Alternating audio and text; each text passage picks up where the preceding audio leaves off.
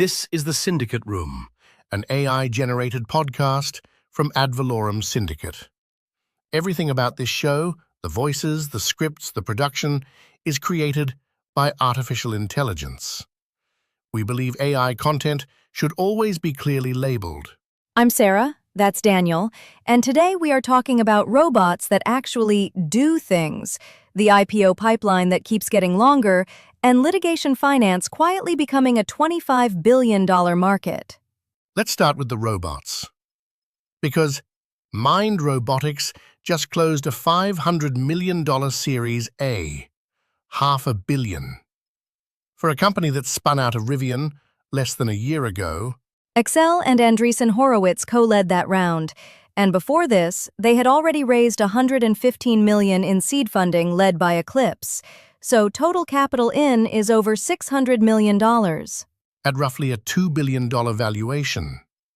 For a company building factory robots, not humanoids doing backflips on YouTube, actual industrial machines. Right, and the CEO had this great line. He said, "Doing cartwheels does not create value in manufacturing," which is basically a shot at every humanoid robotics demo we have seen in the last 3 years. It is a shot, and it is also a thesis statement.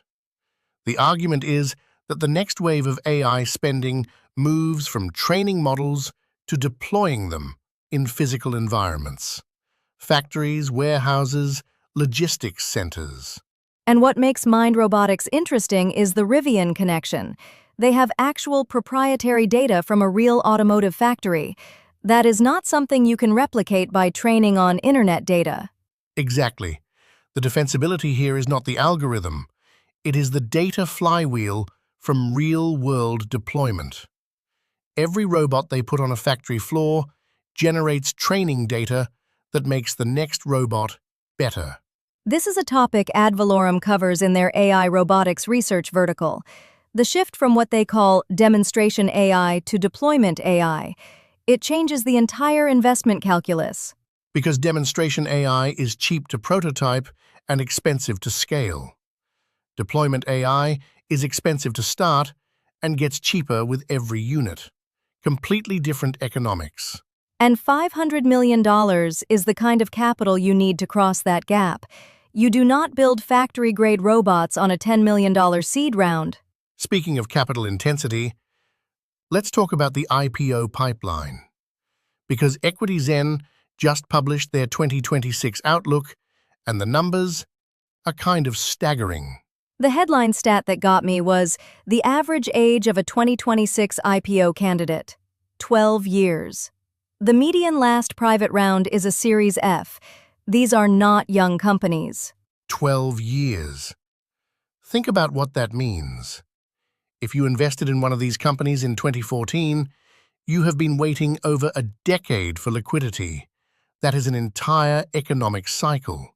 And the pipeline is stacked. Databricks, Cerebras, Kraken, Lambda, Cohesity. These are real companies with real revenue that just have not gone public yet. The question is, will they go public in 2026? Because the IPO window just got slammed shut again. Tariff volatility pushed the VIX above 50. Klarna paused. StubHub paused. eToro paused. Every ECM banker I have seen quoted says the same thing. No new IPOs until VIX is below 25 for multiple weeks. Some are saying below 20. So what happens to all that trapped capital? All those employees with stock options that are worth something on paper, but nothing in their bank accounts. Secondary markets, that is the whole point. EquityZen's thesis is that secondary transactions are increasingly a product feature, not just a liquidity patch. Companies are actively facilitating tender offers and structured secondaries. Pre-IPO secondaries hit $106 billion last year. And if the window stays shut through the summer, 2026 could be even bigger. This is core to what AdValorem publishes in their quantum pre-IPO research. The structural shift from IPOs as the primary liquidity event to secondaries as an ongoing market. It changes how you think about private company investing. Because the hold period is no longer just until IPO. It is until you find a secondary buyer, or until the company decides to facilitate a tender, or until a SPAC shows up. And we are seeing that in quantum computing right now. Xanadu just went public via SPAC. Inflection went public via SPAC because the traditional window was closed to them.